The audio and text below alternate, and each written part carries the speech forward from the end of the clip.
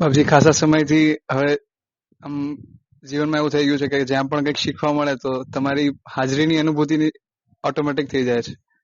પણ ઘણી બધી વસ્તુઓમાં ભક્તિના કારણે આસક્તિ જે ન થવી જોઈએ એ થઈ જાય છે.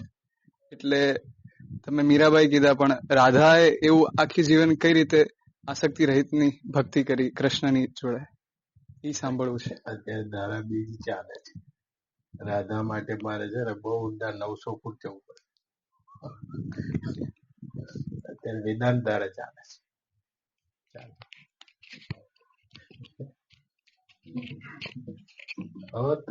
મંડળીયાજી બોલો. જય ગુરુદેવ. અચ્છા, આપણે આધ્યાત્મિક યાત્રામાં મૌનનું મહત્વ. ચાલો આ ધારા ચાલે છે એટલે અહીંયા ઉભા છે. 900 ફૂટ નીચે જવું પડે, ભાગવતમાં જવું પડે. બાપજી, સત્સંગ ભાગ્યથી મળે છે કે પુરુષાર્થથી મળે છે? આના પર પ્રકાશ પાડશે. પેલા માંડવ્યાજીનો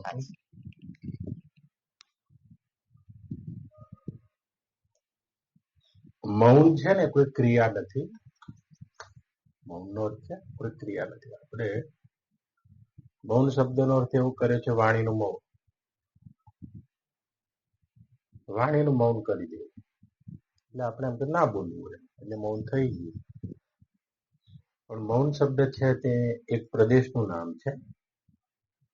મૌનનો અર્થ છે મન ન. જ્યાં મન નથી અને તમે એકલા છો, અને તમે વાસ્તવમાં એકલા છો. જ્યારે તમે તમને જોયા છે ત્યારે આ મન નામની વસ્તુ સાથે જ જોયા છે. એટલે તમે જાણે મન જ થઈ ગયા છો. તમારો એક પ્રદેશ છે જ્યાં મન નથી, જ્યાં મન સમાપ્ત થઈ જાય છે. જો સુષુપ્તિમાં મન સમાપ્ત થઈ જાય છે તો આ ગહેરી ઊંઘમાં તમે છો, મન સમાપ્ત થઈ ગયું છે. પણ સુષુપ્તિ એને કહેવાય કે તમે છો એનો કોઈ બોધ નથી, જે મનના પેલે પાર છે. ઊંઘમાં છે આ એટલે તમે જ છો. ઊંઘના પણ પ્રકાશક છો, ઊંઘને પણ જોનારા છો. સારી ઊંઘ આવી, વધારે ઊંઘ આવી, ઓછી ઊંઘ આવી આવું કહેનારા છો. એવા પ્રાજ્ઞ આત્મા છે. જ્યાં નિર્ણય કરનારી જે વિજ્ઞાન વૃત્તિ છે એ વિલીન થઈ ગઈ છે. તમે વિલીન નહીં થયા. જે નિર્ણય કરતી હતી ને આ ખારું છે, આ ખાટું છે, આ તીખું છે, જે સ્વપ્નમાં રાજી થતી હતી, ભડકતી હતી, લલચાતી હતી, આવી કોઈ નિર્ણય કરનારી બુદ્ધિ વૃત્તિ હતી, વિજ્ઞાન વૃત્તિ હતી જાગ્રત અને સ્વપ્નમાં, અને સુષુપ્તિમાં લીન થઈ ગઈ છે. એટલે કોઈ નિર્ણય નહીં થતો. ઊંઘનો કોઈ નિર્ણય નથી. પણ એ ઊંઘ છે ને એ સાક્ષાત સાક્ષી પ્રકાશક છે. સાક્ષાત સાક્ષી વડે પ્રકાશિત છે ઊંઘ.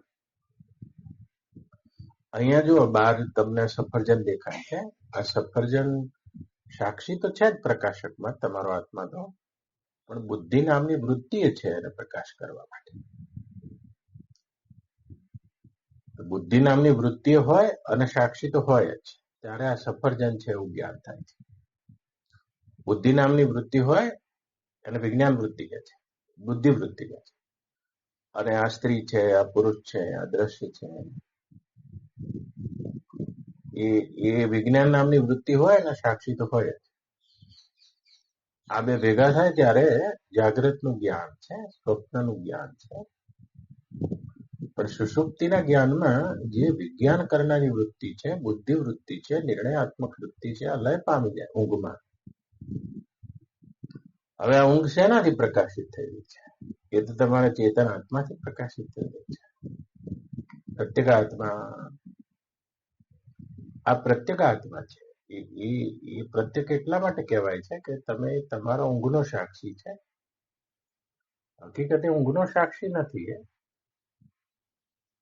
આ બધા પ્રાણીઓનો એક વખત ઊંઘ આવી જતી હશે એક સાથે. આને સમષ્ટિ પ્રલય કહે છે. એ પ્રલયનો પણ એ સાક્ષી છે. અને આપણા બધા વચ્ચે એક જ છે. પ્રલય થઈ જાય ત્યારે પ્રલયનો જે સાક્ષી બચે છે એનું નામ ઈશ્વર છે. અને અહીંયા જે સુષુપ્તિનો સાક્ષી છે તે પ્રાગ્ઞ છે. આ પ્રાગ્ઞ અને ઈશ્વર બે જુદા જુદા તત્વો નથી. અને આવા બે સાક્ષી પણ સંભવતા નથી. જે ઊંઘનો સાક્ષી છે એ મૃત્યુનો પણ સાક્ષી છે.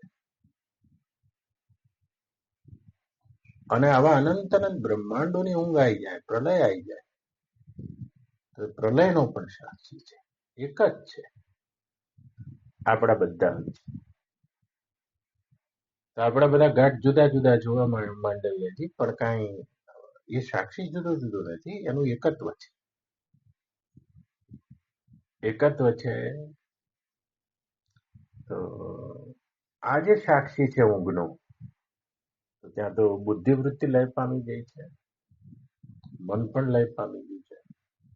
અંતઃકરણ ઊંઘમાં ક્યાં છે? તમે એકલા છો. તમે એક એવું તત્વ તો ખરા જ જ્યાં મનના પેલે પાર છો, આ બુદ્ધિના પેલે પાર છો, આ જાગ્રત સ્વપ્ન સુષુપ્તિના પેલે પાર છો, આ મૃત્યુના પેલે પાર છો, અને પ્રલયના પણ પેલે પાર છો. આ તમારું સ્વરૂપ છે. અને એ સાક્ષીને બ્રહ્મ જાણવો એ વેદાંતની એટલે કે આત્મજ્ઞાનની લક્ષણા છે. એ સાક્ષીને જેમ છે એમ જાણવો, અને આને બ્રહ્મ જ્ઞાન કહે છે. પોતાને જાણવું એટલે સાક્ષીને જાણવું. પોતે એટલે કોણ? આ જાગ્રતમાં તો સોના શું બની ગયા છો? વિશ્વ અભિમાની માંડવ્યાજી બની ગયા છો, બ્રાહ્મણ બની ગયા છો. સ્વપ્નમાં હમણાં રાજા બની જશો, સ્ત્રી બની જશો, હાથી બની જશો, ઘોડા બની જશો. આ બધા કોણ વારે ઘડીએ તમે બની રહ્યા છો? ના ના, તમે વાસ્તવમાં કોણ છો? તમે તો એ જે ગહેરી ઊંઘમાં એ કેવી પ્રકાશ રૂપ સાક્ષી ચૈતન્ય વૃત્તિ વધે છે, એ તમે છો. સુષુપ્તિમાં, સ્વપ્નમાં પણ તમે તો એના જ છો, અને જાગ્રતમાં તમે એના છો. પણ આ મન નામની વૃત્તિ જ્યારે આવી જાય છે ત્યારે તમે દુવિધામાં પડી ગયા. હું કોણ? જો તમને તમારી ખબર પડી જાય તો જાગ્રતની બધી વૃત્તિઓ તે જ સાક્ષી આગળ આવી નાચીને શાંત થઈ જાય છે. સ્વપ્નની બધી વૃત્તિઓ એ જ સાક્ષી આગળ નાચીને શાંત થઈ જાય છે. અને સુષુપ્તિમાં તો શાંત થઈ જ જાય છે. સાક્ષી તો હાર્યો ને. ગહેરી ઊંઘમાં સાક્ષી છે. યાદ રાખજો, તમે છો. અને એ તમારું સાક્ષી પણ મૃત્યુમાં પણ છે. મૃત્યુ પણ ઊંઘથી વધારે કશું નથી. ઊંઘ છે એક નાના પાયેનું મૃત્યુ છે, અને મૃત્યુ છે મોટા પાયાની ઊંઘ છે. પણ થવા દો ને, તમારા તુર્ય, જે તુર્ય એટલે ચોથો, સંસ્કૃતમાં તુર્ય કહેવાય ધી ફોર્થ. એ જો ચોથો તુર્ય આત્મા છે તે તો નાના પાયાનું મૃત્યુ એટલે સુષુપ્તિ તમારા સાક્ષીત્વમાં ઘટે છે. साक्षी का मृत्यु नहीं होता, अभाव नहीं होता. નાના પાયાના મૃત્યુમાં ઊંઘ નથી થતું, એમ મૃત્યુ મોટા પાયાની ઊંઘ છે. સાક્ષી નહીં મળતા. અને પ્રલય વળી એનાથી મોટા પાયાની ઊંઘ છે, મહામૃત્યુ છે. સાક્ષી ક્યાં મળે છે? તો ક્યાં ત્રણ સાક્ષી જુદા જુદા છે? કદાપી નહીં. જે આવા અનંત અનંત બ્રહ્માંડોનો અભાવ પોતાના સાક્ષીત્વમાં અનુભવે છે એ જ સાક્ષી આ દેહમાં છે. ગીતામાં શું કહે છે ભગવાન? ઉપદ્રષ્ટા અનુમંતા ચ ભર્તા ભોક્તા મહેશ્વરા પરમાત્મેતિ ચાપ્યુક્તો દેહેન અસ્મિન પુરુષ પરઃ. એ અર્જુન, આ જ દેહમાં પુરુષ પરઃ, એ જે પર પુરુષ છે, પુરુષોત્તમ છે, એ આ દેહમાં છે. ક્યાંથી પકડીશું બાપજી? ભગવાન ઉપદ્રષ્ટા છે. કાનનો એ કાન છે, નાકનો એ નાક છે, ત્વચાની એ ત્વચા, જીભનું એ જીભ છે, મનનું એ મન છે, બુદ્ધિની એ બુદ્ધિ, ચિત્તનું એ ચિત્ત છે, મનનું એ મન છે, અહમનો એ અહમ છે, દ્રષ્ટાનો એ દ્રષ્ટા છે. ઉપદ્રષ્ટા અનુમંતા ચ, પાછો કેવો છે? અનુમંતા. અનુમંતા એટલે કેવો કે જે અનુમોદન કરનારો છે. જેમ એક રૂમ હોય, એ રૂમમાં એક અજવાળું હોય, એ અજવાળું લાઇટનો 1000 વોટનો ગોળો હોય, એ 1000 વોટના ગોળામાં કોઈ ગીતા વાંચે છે, તો અજવાળું તો સત્તા જ આપી દે છે ગીતા વાંચવા માટે. તો કોઈ ધ્યાન કરે છે એને સત્તા આપી દે છે અજવાળું. કોઈ દારૂ પીવે છે એને પણ સત્તા આપી દે છે, કોઈ ભોગ ભોગવે તેને પણ સત્તા આપી દે છે. અજવાળું તો અનુમોદન જ કરે છે. એમ અનુમંતા છે આ સાક્ષી કે તમારા મનમાં એટલે કે અંતઃકરણમાં સત્વગુણની વૃત્તિ આવે છે તો પણ અનુમંતા ભાગ નહીં લેતો, એ તો પ્રકાશક છે.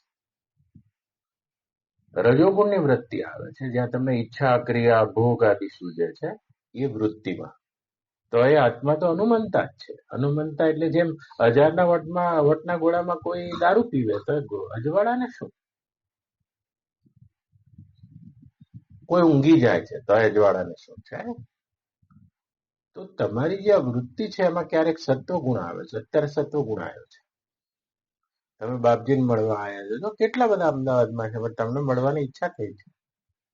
વૃત્તિમાં સત્વગુણનો ઉદય થાય ત્યારે સત્વ પ્રવૃત્તિ થાય, પણ તમારો આત્મા તો અનુમંતા છે, સાક્ષી છે એટલે પ્રકાશક. હમણાં ઘેર જશો, વિવાહ આવ્યા હશે, મહેમાન આવ્યા હશે, સમોસા બનાયા, ભજીયા બનાયા, વાતે વળી ગયા, ઇધર કિધરની વાતમાં આવી ગયા, ભોગમાં ઉતરી ગયા, બધું રજોગુણ આવી ગયું છે. તો સાક્ષી તો અનુમંતા જ અનુમોદન કરે છે. અને વૃત્તિ ભોગ ભોગવીને ભોગવતી તો કશું એ નથી. વૃત્તિ થાકી જાય, થાકીને સુઈ જાય છે, ઊંઘી જાય છે. ઊંઘને પણ અનુમોદન કરે છે, ઊંઘને પણ રોકતો નથી અને ધ્યાનને વધારતો નથી. એવો આત્મા છે. ભોગને પણ રોકતો નથી. એવો તમારો આત્મા છે. ઉપદ્રષ્ટા 13મા અધ્યાય ભગવાન અદભુત લો. હનુમંતા ચ ભર્તા ભોગતા મહેશ્વરા. ભરતા છે, એની જ હાજરીમાં બધા ખેલ ચાલી રહ્યા છે. જેમ રાજા હોય તો મહેફિલ શોભે છે, એમાં 14 ઇન્દ્રિયોની આ વૃત્તિની, દેહની અને આવા અનંત અનંત બ્રહ્માંડની વૃત્તિની મહેફિલ શોભી રહી છે એની જ હાજરીમાં, તમારા જ સાક્ષી આત્માની હાજરીમાં. ભરતા ભોગતા, અને જેટલા પણ ભોગતા એ રીતે છે કે જેટલા પણ નાચ ગાયન વાળા આયા છે, ગંધર્વો આયા છે, મંત્રીઓ આયા છે, પ્રેક્ષકો આયા છે, નર્તકીઓ નાચી રહી છે, આ બધાની પ્રત્યેક ચેષ્ટા રાજાને રાજી કરવા માટે છે, બીજું કશું નહીં. રાજા રાજી થવા જોઈએ બસ. અને એમ જ આ જેટલી પણ અનંત અનંત પ્રકૃતિ છે અને આ માયા છે, માયાનું કાર્ય છે, વૃત્તિનો વિલાસ છે, અને બધોય વૃત્તિનો વિલાસ એ ચેતન આત્મા જ બનો ભોગતા છે. એટલે કે એને રાજી કરવા માટે, મને રાજી કરવા માટે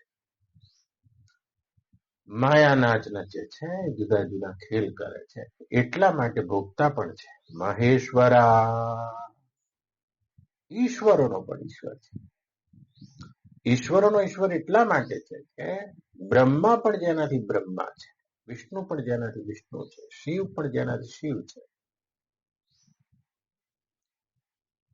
એ જ તમારો આત્મા છે, ઈશ્વરોનો ઈશ્વર, જે ઈશ્વરનું પણ ઈશ્વરપણું છે. પણું જેવી રીતે કડું લેવામાં આવે તેમાં કડાપણું, જે પણું છે ને સોનાનું છે. હા, જ્યાં પણું, ચૂની પણું, આ પણું છે સોનાનું. તો એ બ્રહ્માજી ખરા ઈશ્વર, પણ એમનું જે ઈશ્વરપણું છે એ મારો આત્મા છે. મહેશ્વરા, કારણ કે બ્રહ્મા જેવી આકૃતિ પણ નથી હોતી અને કોઈ પ્રકારના સ્પંદનો નથી હોતા. ત્યારે કોઈ છે? 4 વેદ તો ક્યાંથી હોય ત્યારે બ્રહ્મા જ નથી. 52 અક્ષર જ્યારે બન્યા નો તારે, અને નોતા રચ્યા બ્રહ્માએ વેદ જોને ચાર,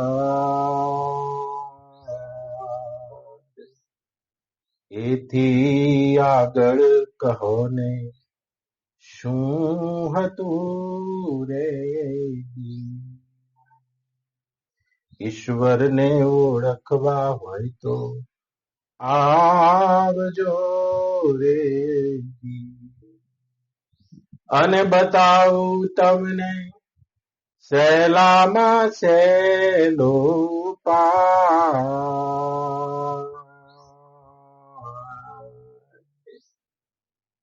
52 અક્ષર જ્યારે બન્યા નો તારે, કોઈ વાણી જ નથી, અને બ્રહ્માએ 4 વેદ નતા રખ્યા, અને બ્રહ્માએ ન હતા. ભર્તા ભોગતા મહેશ્વરા, પણ આ બધા અભાવનો કોઈ સાક્ષી હતો? એ તમારો આત્મા છે. અભાવ, આ બધા અનંત અનંત વસ્તુનો અભાવ જે ચેતન આત્મામાં પ્રકાશિત થઈ ગયો છે, અને એ તમારો આત્મા છે. ભર્તા ભોગતા મહેશ્વરા, પાછો કેવો છે? તો કે એક દેશમાં છે કે ના પરમાત્મેતી, આત્માનો પણ આત્મા છે. પરમાત્મેતી, હા, પરમાત્મા જેની જેમ દેહમાં દેખાય છે એટલે આત્મા પણ છે, તો આત્માની પણ આત્મસત્તા છે. પરમ, જેનાથી ઉપર કોઈ બીજું પર તત્વ નથી. જેમ સૂર્યને પ્રકાશ કરનારો બીજો કોઈ પ્રકાશક નથી, તેમ તમારા તે પરમાત્મેતી ચાપયુક્તો, એ જ પરમાત્મા છે. કે ભગવાન ક્યાં આકાશમાં છે? કે ના દેહેન અસ્મિન, આ જ દેહમાં, પુરુષા પરહ, આ જ દેહમાં તે સાક્ષી પ્રત્યક્ષ ચૈતન્ય છે. એ જેને પોતાનો આત્મા જાણી લે છે બ્રહ્મના સ્વરૂપે, તે ઈશ્વરના પણ સંકલ્પના પેલી બાજુ બ્રહ્મ જ્ઞાની ગણ કરે છે. જ્યાં તમારું તો મન પૂરું થઈ જાય છે, પણ ઈશ્વરનું પણ મન પૂરું થઈ જાય છે. એના પાછળ જ્ઞાનીનું ઘર હોય છે, અને આ ઘર કરી લે એને મૌન કે છે. જેમ તમારે મન છે, જો બંગલો બનાવો છે, ઘર બનાવવું છે, આ છોકરાને પરણાવવો છે, આ ગાડી લાવી છે, એમાં સમષ્ટિ જે ચેતન છે એવું ઈશ્વરને પણ મન છે, અને ઈશ્વરના મનનો સંકલ્પનો આ બધો સર્જન છે. પણ જયારે મૌન તમારા હાથમાં આવશે ત્યારે તમે તમારા મનના તો પાછળ પાછળ તમારી આત્મસત્તા છે, પણ ઈશ્વરના મનના પાછળ જ્ઞાનીનું ઘર હોય છે, અને આ તત્વમાં જાગવાને મૌન કહે છે. પછી ઈશ્વરને મન થયા કરે છે, પણ ઈશ્વર પણ તમારા માટે સ્વપ્ન પુરુષ થઈ જાય છે. બ્રહ્માના સંકલ્પમાં તમે નહીં સર્જે તો શું સર્જે, જ્યાં બ્રહ્માનું પણ મન છે, એના પાછળ પોતાના સાક્ષી આત્મામાં જાગેલા પુરુષો રહે છે. હે રામજી, તેવા બ્રહ્મનિષ્ઠ પુરુષો માટે ब्रह्मा જેવા પણ સ્વપ્ન પુરુષ સાબિત થાય છે. ब्रह्मा भी उनको दिखते हैं जैसे स्वप्न पुरुष है. આમ પોતાના સાક્ષી આત્મામાં ઘર કરેલા પુરુષો મનના પેલે પાર જતા રહે છે. મન કેવું પાર, મનને પેલે પાર. આહાહા, આ જવાને મૌન કહે છે. તો આમ જાગી જાઓ ને તો તમે અત્યારે હાલ ત્યાં જ છો, પણ તમે એની અનુભૂતિનો કોઈ એવા પ્રતિબંધો છે, જે પ્રતિબંધો, પેલો તો અજ્ઞાનનો પ્રતિબંધ, વાસનાનો પ્રતિબંધ, કર્મનો પ્રતિબંધ, ઈચ્છાનો પ્રતિબંધ, ભાવનાનો પ્રતિબંધ, અનેક પ્રતિબંધોના કારણે તમે તમારી તે સ્થિતિને માણી નહીં શકતા, તે સ્થિતિને માણી નહીં શકતા. નહીં તો એ મનના પેલે પાર છો તમે, એ મનનું એ પણ મન છો. તો મૌન શબ્દ જ્યાં આવ્યો છે માંડવ્યાજી, એ મૌન શબ્દ આવ્યો છે મન ન. આવો ને એ મન ન, એ મનને ન કરીને પોતાના સ્વરૂપમાં જાગવાને મૌન કહે છે. હવે તમે પૂછ્યું છે એનો જવાબ આપો. તો તમારે આ મૌન કરવું છે. આવો સૌથી પહેલા ઇન્દ્રિયોનું મૌન કરો, અને પ્રમુખ જેટલી પણ ઇન્દ્રિયો છે તેમાં સૌથી પહેલી ઇન્દ્રિય મુખ્ય લડવારૂપ ઇન્દ્રિય છે તે વાણી છે. આ વાણીનું મૌન. હા હા, યાદ રાખજો, વાણીથી પકડો તમે. આ વાણીના 5 પ્રકાર છે, કારણ કે તમારા કુલ 5 શરીર છે. ચાલો માનીને વાત કરું. આ સ્થૂળ શરીર છે અને એની વૈખરી વાણી છે. પણ તમે અત્યારે ચૂપ છો, હું બોલી દઉં છું એટલે મારી વૈખરી ચાલુ છે અને તમે મનમાં બોલી રહ્યા છો. આ મધ્યમાં વાણી છે. તમે બોલી રહ્યા છો, અહીં બેઠેલા કોઈ ચૂપ નથી, બધા બોલી રહ્યા છે. આ સૂક્ષ્મ શરીરની વાણી છે, મધ્યમાં વાણી. સૂક્ષ્મ શરીર સ્વપ્નમાં સક્રિય થાય છે. સૂક્ષ્મ શરીર વાસના પ્રમાણે સ્થૂળ શરીર છોડી અને આગળનો જન્મ ધારણ કરે છે અને એમાં સ્વપ્ન અવસ્થા મોખરે હોય છે. જે આ સ્થૂળ શરીર કરતા સૂક્ષ્મ છે અને તેને પણ પોતાની વાણી છે અને તેનું નામ છે મધ્યમાં વાણી. અત્યારે હાલે તમે મધ્યમાં બોલી રહ્યા છો. સુષુપ્તિમાં પણ વાણી છે અને એ કારણ શરીર છે. એ કારણ શરીરની વાણી પશ્યંતી વાણી છે, જેમાં કોઈ શબ્દ નહીં હોતા, ખાલી અક્ષરો હોય છે. અને એવી પશ્યંતી વાણી છે જે કારણ શરીરમાં ચાલી રહી છે. તમારી વાણી પાકે છે. જો તમે રાતે ઉઠશો ને એ વખતે પાકી ગઈ વાણી, એક એવું ઘડાઈ ગયું છે, ભીતર તૈયાર થઈ ગયું છે.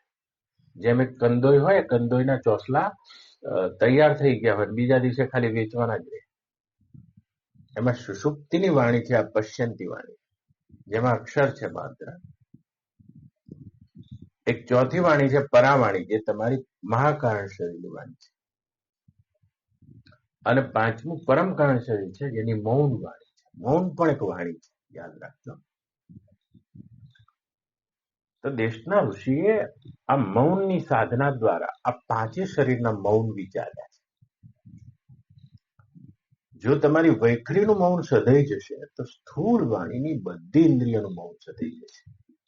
સ્થૂળ શરીર લોપ પામી જશે. મધ્યમા વાણીનું મૌન સધાઈ જશે તો મધ્યમા વાણી સૌથી વધારે સક્રિય છે અને આ સૂક્ષ્મ શરીર તેની સાથે લોપ પામી જશે. પશ્યંતી વાણીનું મૌન સધાઈ જશે તો તમારી કારણ શરીર પણ એના જોડે લોપ પામી જશે. પરાવાણીનું મૌન સધાઈ જશે તો મહાકાંડ શરીરની તુર્ય અવસ્થાનું મહાકાંડ શરીરનું મૌન થઈ જશે. અને મૌન વાણીનું મૌન સધાઈ જશે તે પંચમ શરીરની પરમકાળ શરીરની ઉન્મુની જે અવસ્થા છે એનું પણ મૌન સધાઈ જશે. અને એ મૌન છે. જેમ ભગવાન રમણ મહર્ષિને કોઈ પૂછતું હતું કે બ્રહ્મ જ્ઞાન માટેના કોઈ પ્રત્યક્ષ સાધન કયા છે? 2 સાધન બતાવ્યા, આત્મવિચાર અને મૌન. બસ આખા રમણનો ઉપદેશ આમાં ખૂબ મૌન પાડ્યું છે. હવે પ્રથમ પહેલું વૈખરી વાણીનું મૌન છે. યાદ રાખજો, સૌથી વધારે કોઈ શક્તિ એનર્જી વપરાતી હોય તો એ બોલીને વપરાય છે. વૈખરીનું કોઈ મૌન સાધી દે છે. આ બહુ જ મોટું સાધકનું લક્ષણ છે. જો કમ બોલતે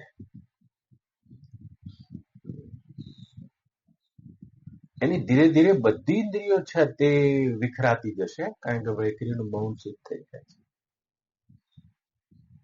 તમારું મૌન સઘન થઈ જશે તો વૃત્તિ, આંખમાં જે વૃત્તિ છે એ થોડે દૂરથી આગળ જોઈ નહીં શકે. વૈખરીનું મૌન સધાઈ જશે તો કાન થોડે દૂરથી વધારે સાંભળી નહીં શકે. વૈખરીનું મૌન સહેજાઈ જશે તો જીભની ઉછળકૂદ બંધ થઈ જશે. વૈખરીનું મૌન સહેજાઈ જશે. બધી ઇન્દ્રિયોમાં જેમ એક એક તમારા ઘરમાં બે લાઈટો હોય, એક ફૂલ લાઈટ, એક ડીમ લાઈટ. બધી ઇન્દ્રિયોમાં ડીમ લાઈટ થઈ જાય. અને જો વૈખરી વાણીનું મૌન સહેજાઈ જશે, આને કાષ્ટ મૌન કહે છે. કાષ્ટ મૌન. સ્થૂળ શરીરનું ભાન ભૂલાઈ જશે, મૌનમાં જ ભૂલાઈ જશે.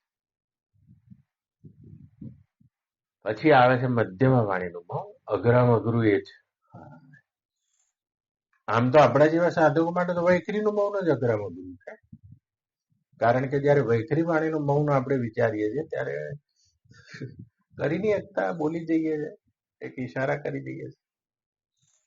એટલે જીભથી નહીં બોલતા, આંખોથી બોલી રહ્યા છીએ. બોલી રહ્યા છીએ. ના ના ના ના, વૈખરીનું પણ અઘરું તો છે. મધ્યમા વાણીનું બહુ ખતરનાક છે. એ મનમાં બોલી રહ્યા છે. એમ ગુસ્સો તો આવ્યો છે, સોમવાર મૌન રાખ્યું છે, પત્ની છે, પણ મનમાં બોલી રહ્યા છે અને આંખમાં ઈશારો કરી રહ્યા છે. એટલે મંગળવાર થવા દે એમ. અંદર બોલી રહ્યા છે. આ સૂક્ષ્મ શરીર છે ને બહુ જ વધારે વાસનાનું બનેલું હોવાથી બધા વેગ આમાં છે. સ્થૂળ શરીર તો ખાલી ડિસ્પ્લે છે. હા, બાકી વાસના તો બધી આમાં ઉછળતી છે. એનો એક અભ્યાસ હોય છે લાંબા ગાળાનો. તમે અચાનક જોશો કે સ્થૂળ શરીરનું મૌન સધાશે ત્યાં સૂક્ષ્મ શરીરનું મૌન તમે પાડી જ ગયા છો. પાડી જ ગયા છે, પાડી જ ગયા છે, પાડી જ ગયા છે. કપાતું જશે. સૂક્ષ્મ શરીર પણ વેરાતું જાય છે. એનું મન, તમે કદી જ અવસ્થા જોઈ છે? તમારું મન તો હોય પણ મન બોલતું ના હોય. મન તો હોય પણ મન બોલતું ના હોય. આ સૂક્ષ્મ શરીરના વાણીનું મૌન છે. અને કોઈ કોઈને સધાઈ જાય છે. કોઈ રેખા છૂટતી નથી, ભીતર કોઈ ઉછળકૂદ થતી નથી. એવા ચૂપ રહેલા સાધકોનો સૂક્ષ્મ શરીર પણ વિલીન થઈ જાય છે. એના પછી કારણ શરીરનું મૌન છે, તો બહુ સહેલું છે. એમાં તો ક્યાંક ક્યાંક 3 કલાકમાં એકાદ વખત તરંગ ઉઠે છે. બસ 3 કલાકમાં એકાદ વખત. એ તો મૌન સાધવામાં બહુ વાર લાગતી નથી. પછી મહાકાળ શરીરનું મૌન છે. ત્યાં તો 3 કલાકે ના ઉઠે તરંગ, પણ જો તમે ત્યાં સુધી પહોંચી જાઓ છો, જેને તુર્યા અવસ્થા કહે છે, તો 3 કલાકે તો ના ઉઠે, પણ 3 વર્ષે એકાદ વખત ઉઠે છે. એ લાગી ગયો તુરિયા વારો તાર.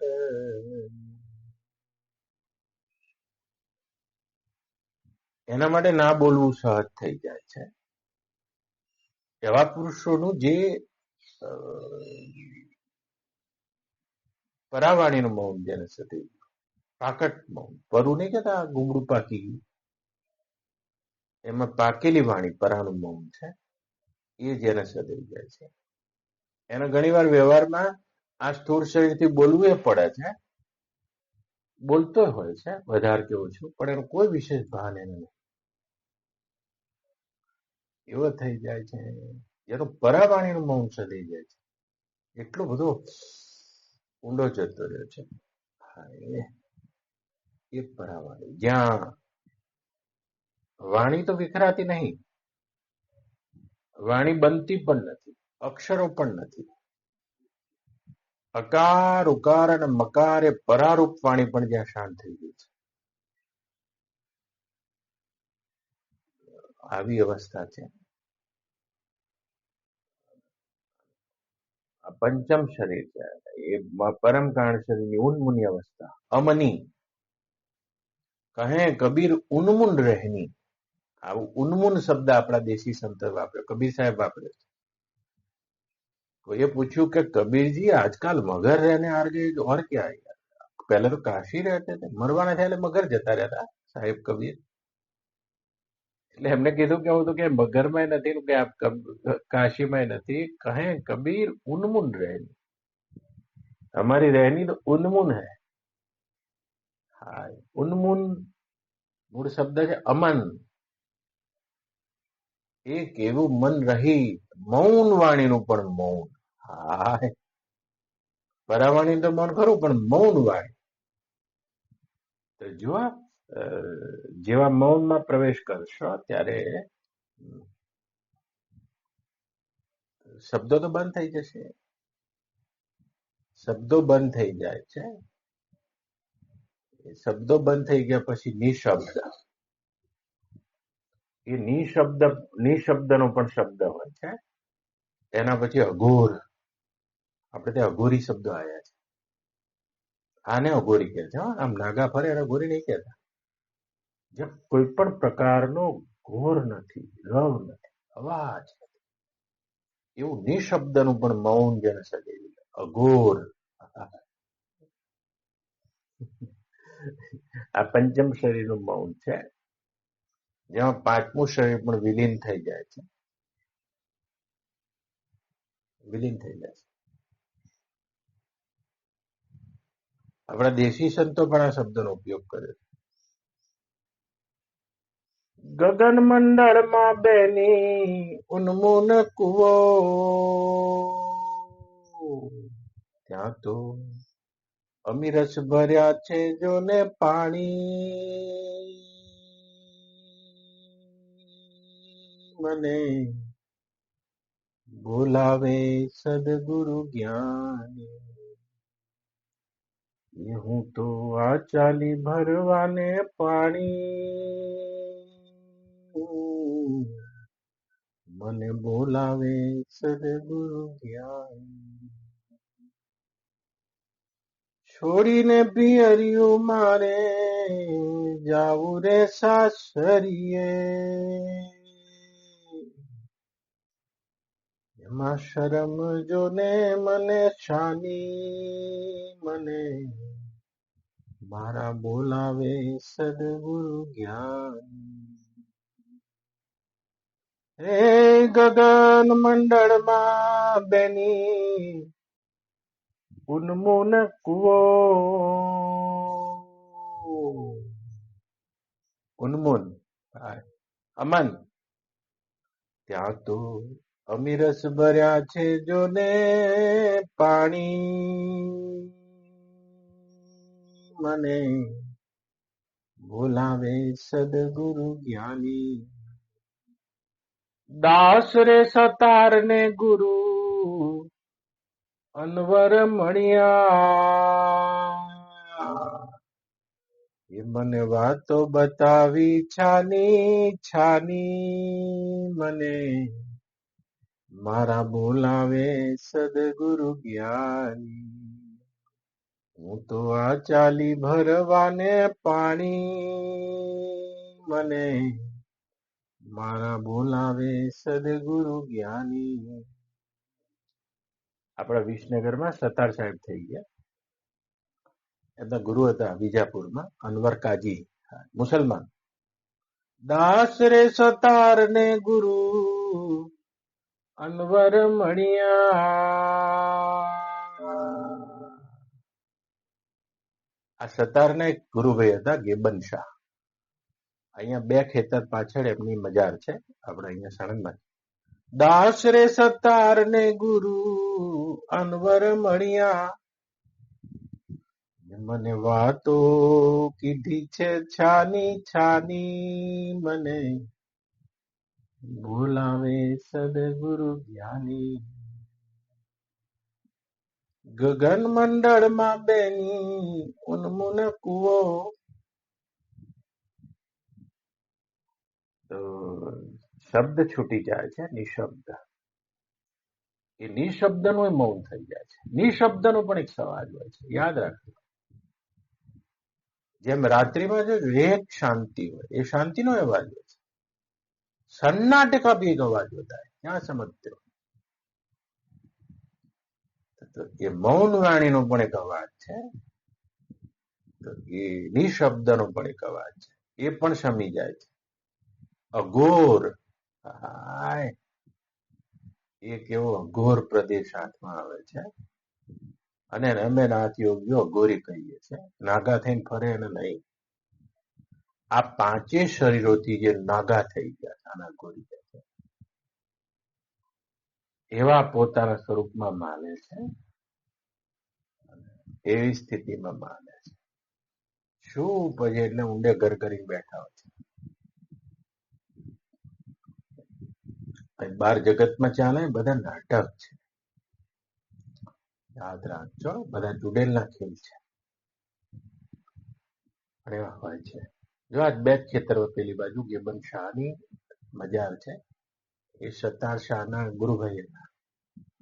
આ બધા કાજી અનવરના શિષ્યો હતા. ખોખર શાહ, આ ખોખરામાં ખોખર શાહ થઈ ગયા. સતાર શાહ, આ ગેબન શાહ, અને અનવર કાજી હતા. એકદમ સીધા સાધા, ચંપલની દુકાન.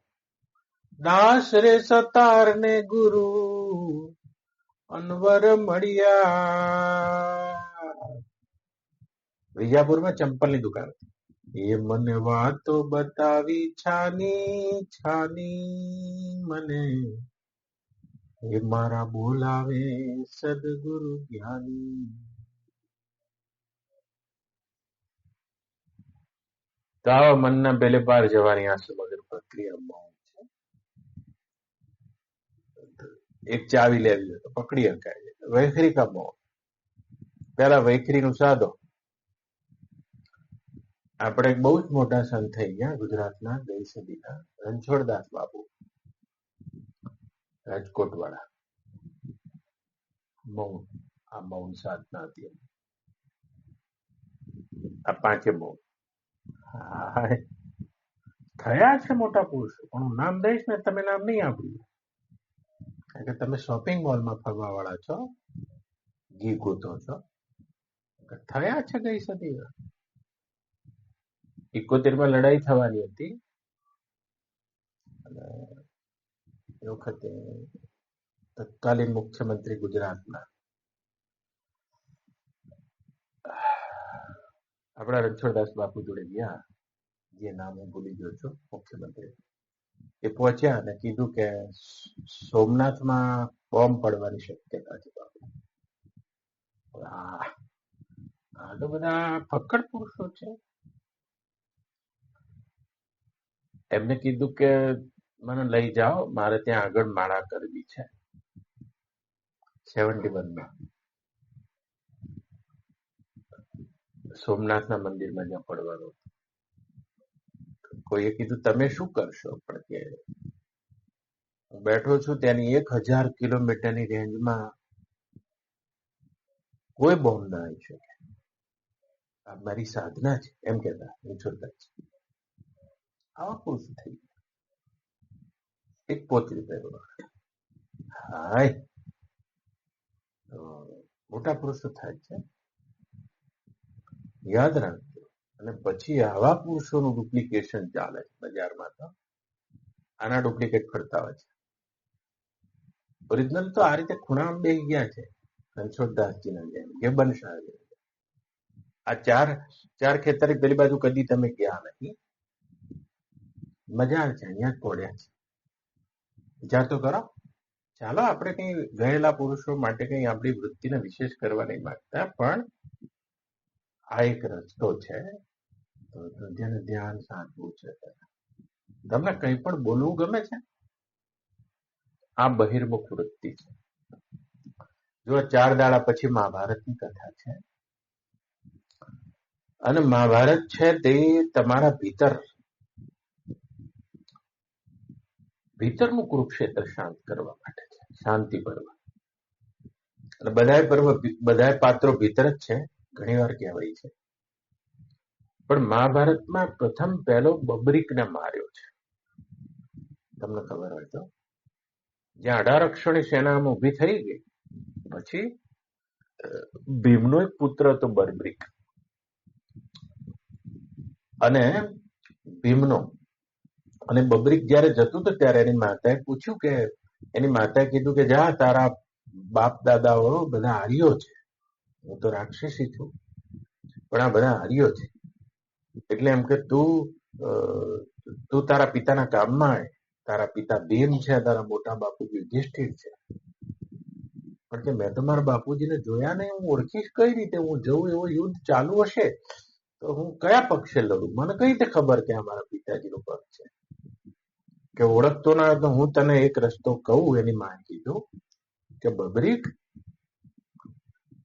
જે ઓછા હોય અને યુદ્ધમાં હારતા હોય, બસ જે હારતા હોય ને એ સમજવાનું તારા પિતાનો પક્ષ. એની માતાના મનમાં પેલા 100 છે અને આ 5 છે, એટલે હારતા હશે. હવે આટલું એના મનમાં હતું અને આવ્યો 32 લક્ષણો બર્બરિક.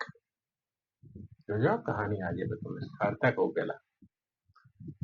અને પછી જેવો યુદ્ધ કરવાનું હતું, તેમાં યુદ્ધ શરૂ કરવાનું હતું, તેમાં આવા મોટા યુદ્ધમાં, એક ધર્મ યુદ્ધમાં વધસ્તંભ રાખવામાં આવતો હતો, અને વધસ્તંભમાં સૌથી પહેલો તે વધસ્તંભની પૂજા કંકુના છાંટણીથી નહીં કરવાની, રક્તના છાંટણીથી કરવાની. આવી એક પરંપરા ક્ષત્રિયોની. એક જણનું માથું કાપવાનું અને માથું ચડાવવાનું, અને એના રક્તથી વધસ્તંભની પૂજા કરી અને યુદ્ધની ઘોષણા બીજે દાડે થાય. હજુ ગીતાનો ઉપદેશ થયો ન હતો.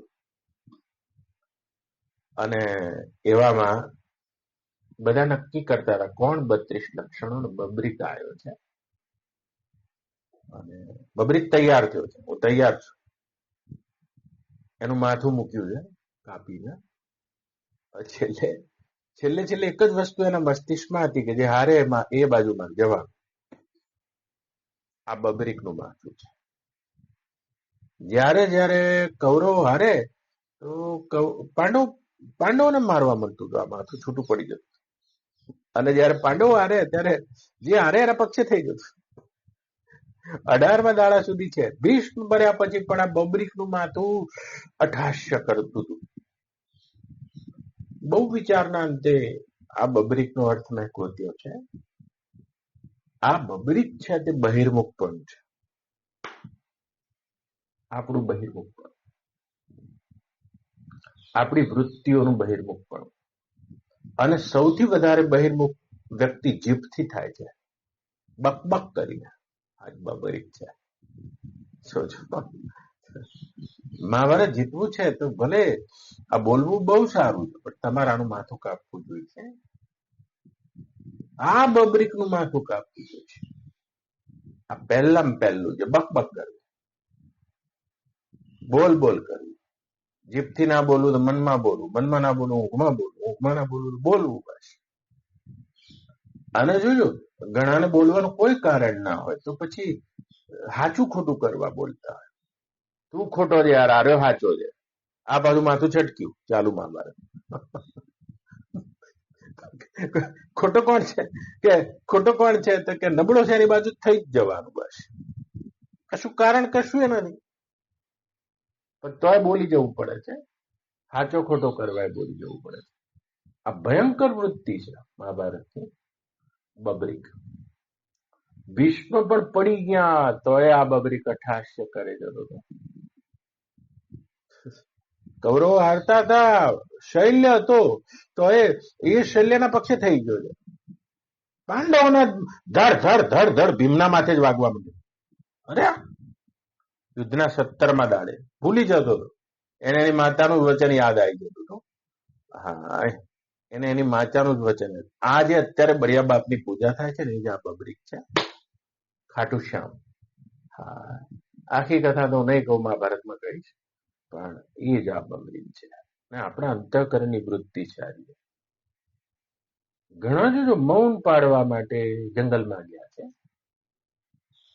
તો બબરીકનું માથું તો કપાઈ જાય છે, પણ જંગલમાં લોચા પડે. પછી જંગલમાં બધા પ્લે કાર્ડ લઈને ઉભા થઈ જાય છે. નહીં ચલેગા, આદિવાસીઓનો હક એમ કપાય વગર અમે નહીં રહીએ. ત્યાં સાધના મૂકી દેતા. માથું તો નબળા બાજુ જતું રહે છે. આ મરતું નહીં એટલી જલ્દી. બોલવાપણું, આ બકબક કરવાપણું બબરી છે. બધી ઇન્દ્રિયોનું જે બહિર્મુખપણું છે એ બધી ઇન્દ્રિયો તો અંતર્મુખ થઈ શકે છે યાર, પણ આ જીહવા અંતર્મુખ નથી થતી. એના બે બહુ જ મોટા દોષ છે, વાદ અને સ્વાદ. વાદ ઓર સ્વાદ, આ બે બહુ મોટા દોષ છે. હા, જેને આધ્યાત્મિક યાત્રા કરવી છે તેને આ બબરીકનું માથું પહેલા કાપવું જોઈશે, કાપવું જોઈશે. મૌનની સાધના છે. જુઓ કેટલું તમે એનું મૌન સાધી શકો છો, કેટલો વાણીનો સંયમ. ભગવાન મહાવીર સ્વામી તો કહેતા હતા કે જેને પોતાની વાણી ઉપર સંયમ કરી દીધો છે, પતી ગયું, અજાત શત્રુ થઈ જાય છે. એ અંતર અને બાહ્ય બધાય શત્રુઓ ઉપર વિજય પ્રાપ્ત કરી લે છે. તો એ વાણી ઉપર સંયમ પ્રાપ્ત કરવા માટે ભગવાન મહાવીર સ્વામી એક શબ્દ લાવ્યા છે, સ્યાદવાદ. સ્યાદવાદ. તો જોજો એ આખો જીભ ઉપર સંયમ કરવા માટે રસ નિવૃત્તિ, એ જે રસ વગર ખાવું, આ તો લાયા જ છે, પણ સાથે સાથે આ રસ ઉપર તો વિજય થઈ જાય છે યાર, પણ આ વાદ ઉપર વિજય નહીં થતો. તમે સાચા, કોણ સાચો? તો ભગવાન મહાવીર સ્વામીનો શબ્દ છે સ્યાદવાદ. જતીએ યતિએ યત્નશીલે, મોક્ષ માટે જે યત્નશીલ હોય એને ભગવાન મહાવીર સ્વામી યતિ કહેતા હતા. યત્નશીલ, પ્રયત્નશીલ. યતિએ આ સ્યાદવાદનો આશરો લેવો. આ સ્યાદવાદ એટલે શું? કદાચ તમે સાચા હો, બસ આટલું જ, ઝઘડો જ નહીં. બે ની આંટી પડી છે ત્યાં ભગવાન મહાવીર સ્વામીનો સ્યાદવાદ, કદાચ તમે સાચા હો.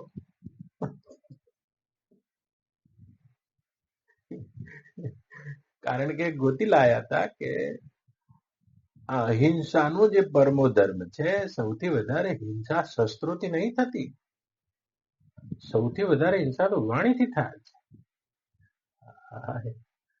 અને મારા જતીએ ભગવાન મહાવીર સ્વામી કહેતા હતા સ્વાદવાદનો આશરો લેવો.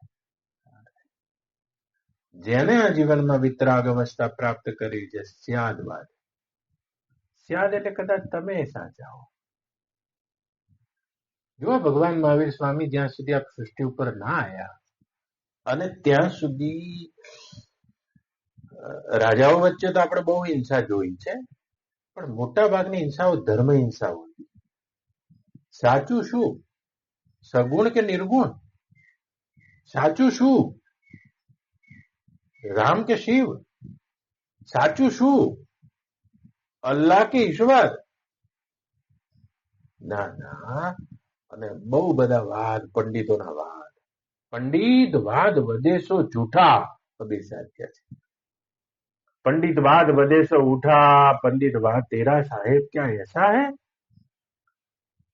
पंडित होकर आसन मारे लंबी माला जपता है, भीतर तेरे कातर कपटनी वो भी मेरा साहिब लगता है. क्या तेरा साहिब ऐसा है? कंकड़ पक्कड़ जोड़ के मस्जिद दियो बनाए, तापे मुल्ला चढ़ी बांग दे, क्या बहरा हुआ खुदा तेरा साहेब क्या ऐसा है? ये तो कीटी के पग नेपुर वावगे तो भी मेरो साहेब चुनत है, न जाने तेरा साहेब कैसा है. કેટલા બધા ઝઘડા થયા છે. તો જોજો ઘણી વખતે કાંઈ લેવું ના હોય તો આખી ઝઘડા થતું હોય. કે શું કરતા હતા કે બ્રહ્મ ચર્ચા કરતા, અને આ બ્રહ્મ ચર્ચા કરવામાં આટલા લોહી લુહાણ થઈ ગયા હતા, બેના માથે મારવા માંડ્યા હતા. ના ના, ભગવાન મહાવીર સ્વામીના વચન કામ કરે એવા છે કે મારા યત્નશીલ હતી જેને આ જન્મમાં વિતરાગ અવસ્થા પ્રાપ્ત કરવી છે એના શાદવાદ. તું પણ સાચો હોઈ શકે છે, આટલું જ કહેતા. કોઈ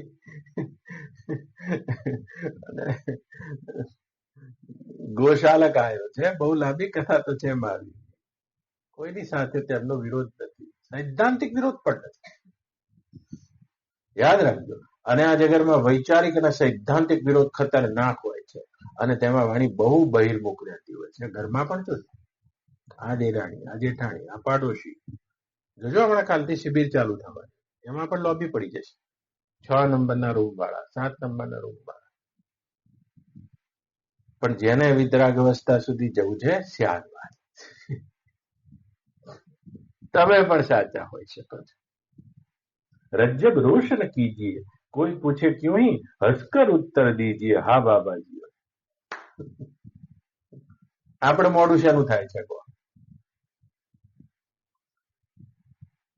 એ વટાવડા છઈએ વાટના રે, એવા વાટે ને ગાટે રે વિલંબના કીજીએ.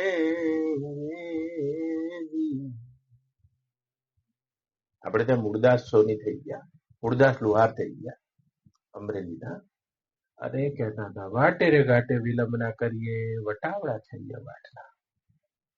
આપણે બધા વટાવડા છીએ. છાંયડો સારો આવી જાય છે, ઉપયોગ કરી.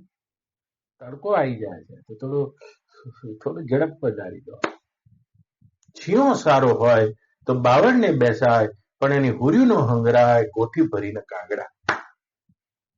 ટિફિન લઈને ક્યાંક જતા હોઈએ અને છે કે જવું છે આપણે, તો છીણો સારો હોય, છાંયડો સારો હોય તો ટિફિન ખાવા માટે બાવળ નીચે બેસી જવાય, પણ એની હુર્યું નો હંગરાય, કોઠી ભરીને કાગડા. આ બધા વટાવડાના વાટ છે, ઘાટ છે, અને જેટલા પણ મળે એ બધા વટે માર્ગું છે. પત્ની વટે માર્ગું છે. આ વાટ, આ ઘાટ, આ પરબ, આ ધર્મશાળામાં પુત્ર એ બી વટે માર્ગું છે. આ ગુરુભાઈઓ બધા વટે માર્ગું છે. ઉભા રહી જવું છે, ઝડપ કરવી છે, બીજી કશી બાબતે તમે ઉભા નહીં રહો. ખાલી હાચું ખોટું કરવામાં ઉભા રહી જાય સાધકો. માટે મૌન સાધવું છે તો હાચું શું ને ખોટું શું યાદ વાત.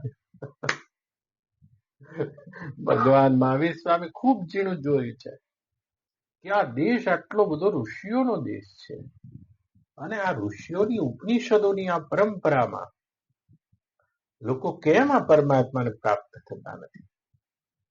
અને એમને ગોતી કાઢ્યું કે સાધકોને રોકી રાખવા માટે આ વાદ વિવાદ છે. હાય હાય, એ આ વાદ વિવાદ શું કે છે? એ રંગન રૂપમાં પાનબાન, બહુ ભમવું રે નહીં ને રે, અને કરવો નહીં કોઈથી વાદ ને વિવાદ. ભજની પુરુષ પાનબાઈ, બે પરવારે બુને, અને મેલી દઈ આ લોકની મરજાદ.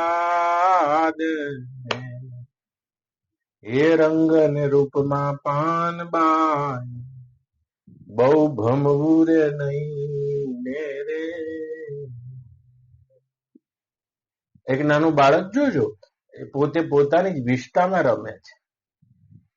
એની માતા રોજ એને સમજાવે છે, પોતે જ પોતાની વિષ્ટાથી રમે છે બાળક. પણ 5 વર્ષનું થાય ત્યારે એની વૃત્તિ એ રમી નહીં શકતું, એટલે વિષ્ટાનો બોધ થઈ ગયો.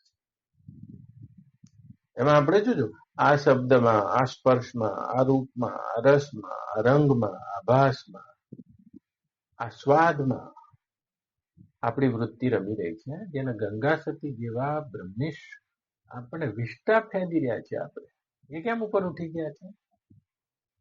તમે તમારી વિષ્ટા નહીં ફેંદી શકતા, કારણ કે તમારી વૃત્તિ ઉપર ઉઠી ગઈ છે. 5 વર્ષના બાળકની ઉપર ઉઠી ગયા છે, ત્યાં સુધી એ રમે છે. આપણે જે આ રંગ અને રૂપમાં રમી રહ્યા છીએ, કોઈનું રૂપ જોઈને, કોઈ રસ જોઈને, કોઈ ગંધ જોઈને, આ દ્રશ્યનો પ્રભાવ જોઈને આપણી વૃત્તિ આમાં જ રમી રહી છે. જો दोनों बाता नहीं बने, कहां चोको ने कहा दार, चीटी चावल ले चली बीच में मिल गई दार, कहें कबीर दो ना मिले एक ले दूजी डार. ચોખ્ખો મોઢામાં છે અને દાળ રસ્તામાં મળી છે. તો પરમાત્મા તો તમારું સ્વરૂપ જ છે, અને આ દેખાય છે તે જ માયા જ રંગીન દાળ છે. પણ દોનો બાતા નહીં બને, કાં ચોખો ને કાં દાળ. હા, નહીં બની શકે. તો કે શું કરશો? અરે થોડા થોડા મોટા થાવ. રંગ અને રૂપમાં પાન બાન, બહુ ભમવું નહીં પાન બાઈ, અને કરવો નહીં કોઈથી વાદ ને વિવાદ. શાદ વાત જે आटी पड़े तुम भी सही हो, चलो बात खत्म. तुम भी सही हो सकते हो. यू यार જજમેન્ટ આપ્યા વગરનું છે આજે. આ કરવો નહીં કોઈથી વાદ ને વિવાદ, ભજની પુરુષ પાનબાઈ, બે પરવારે ગુને, અને મેલી દઈ આલોકની મરજાદ.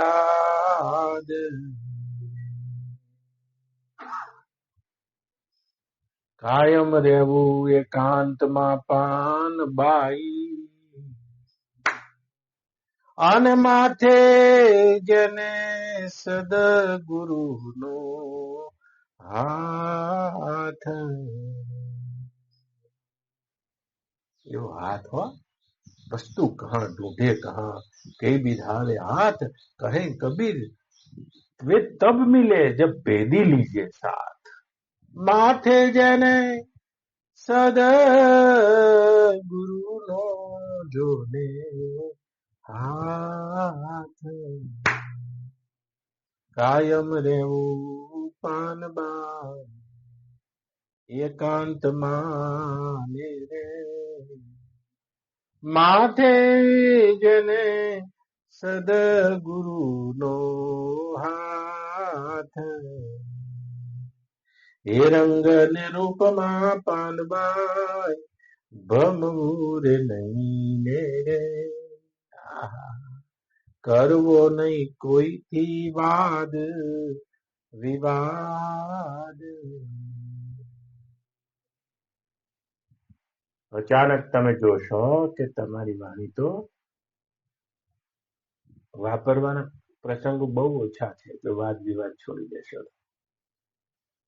ભગવાન મહાવીર સ્વામી કહેતા હતા કે પાણી અને વાણીને જેમ ઘીની જેમ વાપરે તે મારો જતી છે. આહા, એમના જતીની વ્યાખ્યા હતી, જે પાણી અને વાણીને ઘીની જેમ વાપરે. આપણે તો પાણી માટે મોટો સ્વિમિંગ પુલ જોઈએ છે અને વાણી માટે બહુ મોટો સ્વિમિંગ પુલ જોઈએ છે. ઘીની જેમ વાપરે છે. અને ઘી એ સસ્તું થઈ ગયું ડાલડાના ભાવે, એટલે આપણે ઘી ઘી કેટલું વાપરો છો બોલો ને? 1 ચમચી 2 ચમચી 3 ચમચી રોટલી ચોપડા એટલું જલ્દી ખાવાનું, પછી તો ઘણા જોજો વાણી બહુ વાપરતા પણ ઘી બહુ ઓછું વાપરતા. આવાય હોય જરા ચીકણા, ચિકેશ. અને ચિકેશ કહેવાય યાર. એક જણો કહે કે મારે તો મારા ઘેરથી એવા છે ને કે 500 ગ્રામ ઘી લાવું ને તો 1.5 મહિનો ચાલે. તારા ઘેરથી બહુ સારા ટૂંકા પગારમાં. બીજુએ કીધું કે 1.5 મહિના નહીં, એમ કે મારા તો ઘેરથી એવા છે કે 500 ગ્રામ ઘી લાવું ને તો 6 મહિના ચાલે. કે શું યાર ગપ્પા મારે છે, કેવી રીતે બતાવી દે. ઘેર લઈ ગયો કે મારા ઘેર જમવા આવતો, પેલું 1.5 મહિનો ચાલે તો ખબર પડી, પણ પેલો 6 મહિના કેવી રીતે ચાલતું? ત્યાં તો જમવા લઈ ગયા બધા ગુરુ ભાઈઓને બાંડા. ત્યારે તો શું 500 ગ્રામ ઘીની બાટલી લાવ્યા હતા એ બેન, અને એક કાણું પાડી પેલી દવાનું ઢાંકણું આવે ને એવું ઢાંકણું, અને એ ઢાંકણામાં કાણું પાડેલું, અને એમાં લીમડાની હળી રાખેલી. લીમડાની હળી અને જેવી રોટલી આવે ને એ રીતે પછી લીમડાની હળી અંદરથી કાઢી અને પછી બધી રોટલીઓ લગાવે. મહાવીર સ્વામી શું કીધું છે? પાણી અને તારા ઘેરથી તો બહુ અવેરવાળા છે એમ કે ત્રીજાએ કીધું તમે મારા ઘેરથી તો જોયા નહીં, પરણીને આવ્યા 20 વર્ષ થયા છે, 500 ગ્રામ ઘી હજુ ચાલે. યાર મરી ગયા, રવિવાર બગાડ્યો. અને બધાને જિજ્ઞાસા થઈ કે આરું આ તો રૂબરૂ જોયું 6 મહિના ચાલે તો પરણીને આવ્યા ત્યારનું ઘી લાયા ગાયનું. અને કીધું તારા ઘર જમવા ના બોલાવું કે હું પૂછી જોઉં, જરા સ્વભાવ માથા ભારે મારે કે ત્યાં તો જમવા બોલાયા. બધા 8 જણા જમવા ગયા હતા ને એમ કહ્યું 20 વર્ષથી ઘી ચાલે છે ને આપણે 8 જણા જમીશું શું થશે? ત્યારે તો કાચની બાટલીમાં ઘી ભર્યું હતું, પણ ઢાંકણું ફીટ, રોટલીઓ આવી અને આમ બાટલી ફેરવી દીધી. આમાં બાટલી ફેરી અને બાટલીમાં ઘી દેખાય, મોઢામાં પાણી આવે. ઘણા આવું ઘી ખાતા હોય યાર, શું કરો? આ 20 વર્ષથી ચાલે છે તારા ઘી શું યાર? બહારના પણ ભગવાન મહાવીર સ્વામી બહુ સુખ સારું કે છે, પાણી અને વાણી જે ઘીની જેમ વાપરે છે તે મારા જતી છે. રમ બોલના જો ઓછું બોલવાના ઘણા ફાયદા છે, ના બોલવામાં 9 ગુણ છે. બોલો ના તો 9 ગુણ, બોલી જાવ પકડી જશો. ના બોલવામાં 9 ગુણ છે, ઓછું બોલવાના તો ઘણા ફાયદા છે. પહેલા તો તમારા શત્રુ ઘટી જશે. ઓછું બોલે તેના શત્રુ બહુ ઓછા હોય, યાદ રાખજો. ઓછું બોલશે તેને જુઠ્ઠું બોલવાનો બહુ પ્રસંગ નહીં આવે. બહુ બોલશે એને જુઠ્ઠું બોલવું જ પડશે, અને બહુ ખાશે એને લુખ્ખું ખાવું પડશે. તમે મહેમાન ગતિ ગયા હોય અને આ રાણાજીના ઘેર મહેમાન ગતિ હોય તો પહેલા લાપસી આપે તો આપણે કહીએ ના હો હું તો મુઠ્ઠી જ લાપસી ખાઉં છું. મુઠ્ઠી ખાવ તો ઘી મળે તમને કેટલું ખાવું હોય, પણ આટલી થાળીમાં ભરીને બેઠા હોય ઘી ના મળે. બહુ ખાય લુખ્ખું ખાય અને બહુ બોલે ને જૂઠું બોલે. યાદ રાખજો. ઓછું બોલશે એને એક તો શત્રુ ઘટી જશે. કોઈના પણ શત્રુ વધારે છે સમજવાનું કે એના વાણીના પ્રયોગો વધારે છે, વાણીથી શત્રુ થાય છે. કાલે મહાભારતની કથા થશે અને છેલ્લા દાડે જેમ ચૂંટણી હારી જઈએ ને, જીતી જઈએ હારી જઈએ પછી બધી એની સમીક્ષા થાય કયા કારણથી આ બન્યું. મહાભારતના પ્રસંગમાં ભગવાન કૃષ્ણ જતા રહ્યા પછી બધાએ કૌરવો પાંડવો યુધિષ્ઠિરની આગેવાનીમાં વ્યાસ પારાશર જેવા ઋષિઓની સહિત પહેલી જ સભા ભરાઈ અને બૌદ્ધિક ચર્ચા થઈ કે આટલો મોટો નરસંહાર થયો, 18 વર્ષ ઉપરનો કોઈ પુરુષ બચ્યો નહીં ભારત વર્ષમાં. આની પાછળ કારણ કયું? બધાએ કારણ ગોત્યું. બધા કારણો જડ્યા કે યુધિષ્ઠિર આ મહાન હતો, અને ગાદી લાલસા હતી, દુર્યોધન અભિમાની હતો, પણ એ કઈ કારણ ઉપર કોઈ ઉભા નતા રહી શકતા અને વખતે વ્યાસ ઉભા થયા. આ બાકીના બધા કારણ નિવારણ કરી શકાય તેવા હતા, પણ એક મુખ્ય કારણ છે જયારે દ્રૌપદી બોલી ગઈ આંધળાના પુત્ર આંધળા, મહાભારતનું આ કારણ વાગબાન છૂટી. તો જોજો વાણી આવી છે આ તલવાર જેવી વાણી છે. જેને ઝટકા દીધા હોય એ તો કોક દી રૂજાય, પણ જેને કવેણ કીધા હોય એના કદી ભીંગડા વડે નહીં સમજી. આપણા સત્તાધારમાં શામજી બાપુ થઈ ગયા, એ લખ્યું એમને. જેને ઝટકા દીધા હોય એ તો કોક દી રૂજાય, પણ જેને કવેણ કીધા હોય એને કદી ભીંગડા વડે નહીં શામજી. શામજી બાપુ સત્તાધાર કવેણ થઈ ગયા ને. જીભ એટલે એક ગાને કટકા 3. આ બધી આધ્યાત્મિક આપણી યાત્રાને રોકી રાખે છે. માટે સૌથી પહેલો સંયમ છે એ વાણીનો સંયમ છે. तो मौन का व्रत करना चाहिए. प्रत्येक दिन में 1 घंटे भी मौन का अभ्यास करना चाहिए. પછી આના કેટલાક ભૌતિક ફાયદા છે પણ તમને કહી દઉં. તમે તમારી વાણીને રોકી દીધી ને એટલે તમે જેમ સ્પ્રિંગ રોકી લો ને એમાં શક્તિ આવી જાય છે. પાણીને રોકી લો ને ગંગાના પ્રવાહમાં, પાણીને રોકી લો ને ગંગાજીનો પ્રવાહ બાંધ બાંધી દો ને તો એ પાણીમાં વીજળી ઉત્પન્ન કરવાની શક્તિ આવી જાય છે. અને જો તમારી વાણી રોકવાનો અભ્યાસ છે, તમારી વાણીમાં એક અમોઘ શક્તિ આવે છે, અમોઘ શક્તિ, વાક સિદ્ધિ કહે છે, આવું પણ બને છે. ઓમ પૂર્ણમદ પૂર્ણમિદમ પૂર્ણાત પૂર્ણમુદચ્યતે પૂર્ણસ્ય પૂર્ણમાદાય પૂર્ણમેવાવશિષ્યતે. ઓમ શાંતિ શાંતિ શાંતિ. હરિ ઓમ. શ્રી ગુરુભ્યો નમઃ. હરિ